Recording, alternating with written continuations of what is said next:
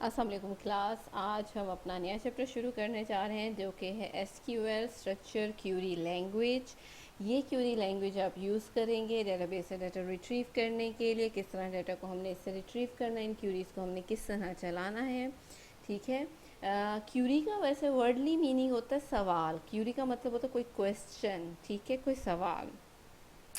हमारे डेटाबेस के अंदर ये एसक्यूएल स्टैंडर्ड एक लैंग्वेज प्रोग्रामिंग लैंग्वेज है जो कि यूज़ करती है। It is a structure Curie language. It is not a full feature programming language. Full feature इसलिए नहीं है कि ये सिर्फ डेटा सब लैंग्वेज है। इसमें से बस आप कुछ चीज़ें स्टेटमेंट्स लिखते हैं और डेटा को रिट्रीव करते हैं। ठीक है, इसको पढ़ के देखते हैं क्या कहते हैं। SQL stand for structure Curie language.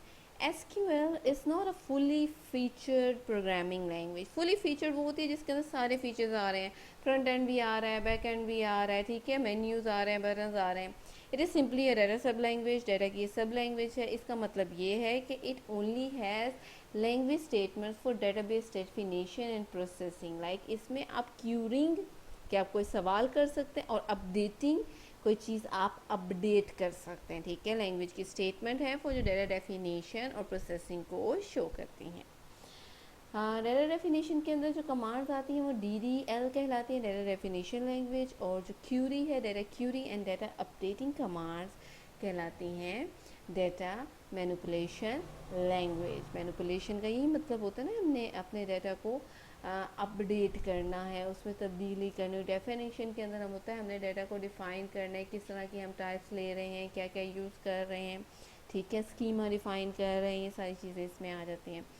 SQL develop की गई थी IBM की तरफ से। ठीक है, इसको एंडोर्स किया था as a national standard by American National Standard Institute. NC ने इसे एंडोर्स किया था। A new SQL standard SQL 3 also exist but the most widely version is SQL NC SQL 92 standard. ये बस थोड़ी सी इसकी हिस्ट्री के बारे में बात करें, कौन सा स्टैंडर्ड हम यूज़ करते हैं।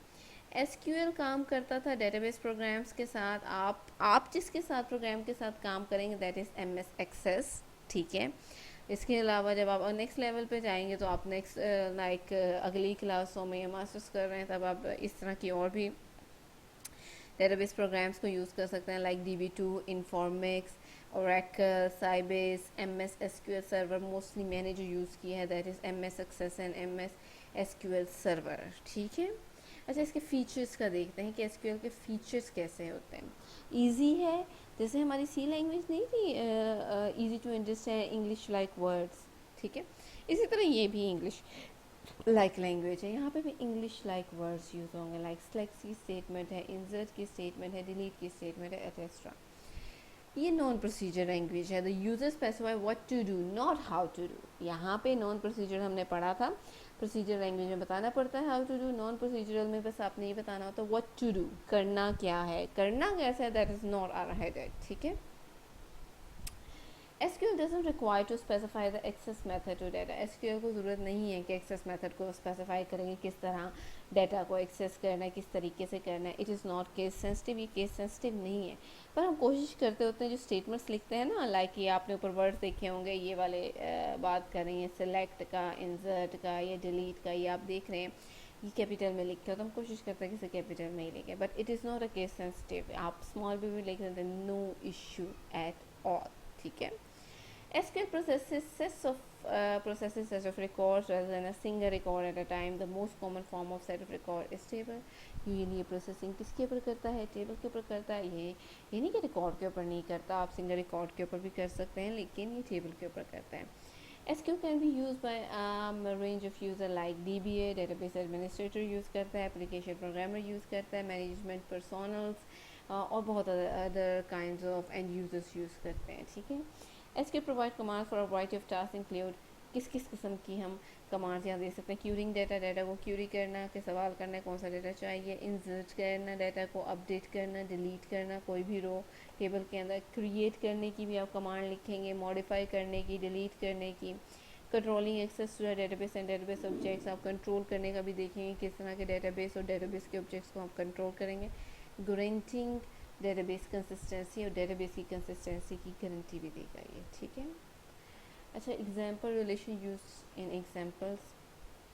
जो रिलेशन आप आगे लेके चलेंगे ये रिलेशन देख लें, इसका सिंपल डाटा दिया होगा और यही टेबल आपका एंड तक चलना है। आपने इसके ऊपर डिफरेंट क्यूरीज डिफरेंट कमांड्स लगा के काम करना है। पहला रिलेशन हमारा है दैट इज़ एम्प्लॉय रिलेशन, जिसके अंदर एम्प्लॉय आईडी है, एम्प्लॉय का नेम है, जॉब है, मैनेजर कौन है उस एम्प्लॉय का, उसकी हायर डेट क्या है, किस डेट को उसे हायर किया गया, सैलरी क्या है, कमीशन कितना है, COMM that is commission, department number, ठीक है। फिर डिपार्टमेंट नंबर, देखिए एक चीज़ ये आप गौर कीजिएगा कि यहाँ से ये डिपार्टमेंट नंबर और यहाँ से ये डिपार्टमेंट नंबर, इन दोनों रिलेशंस को एक दूसरे के साथ लिंक कर रहा है, ठीक है। डिपार्टमेंट नंबर आ गया, डी नेम यानी कि डिपार्टमेंट नेम, लोकेशन उस डिपार्टमेंट की, salary grade, low sal and max sal, ठीक है, हाई सेल सॉरी। यहाँ पे जो बोल्ड वर्ड्स हैं that is use to represent the relation और the underline words represent the primary keys of these relations. The remaining words are in parentheses are the names of the fields in the relation, remaining are the fields of the relation. यहाँ पे data देख लीजिएगा आप, ठीक है। Data ये है कि डिपार्टमेंट नंबर है, डिपार्टमेंट नेम है, लोकेशन है, उसमें ये 4 डिपार्टमेंट्स है 10, 20, 30, 40। फिर हमारा एक ये रिलेशन, ये चलना है एंड तक, आपने इसी रिलेशंस को इन्हीं चंद रिलेशंस को लेके चलना है। सेल ग्रेड, ये सैम्पल डाटा है आपका एम्प्लॉय के टेबल का, ठीक है, वही एट्रीब्यूट है। और उसके बाद हमारा नेक्स्ट है हमारा सेल ग्रेड का रिलेशन, ग्रेड 1 2 3 4 5 तक है, उनकी लो सेल कितनी होगी और हाई सेल कितनी होगी, यानी कि हाई सैलरी कितनी है और लो सैलरी कितनी है।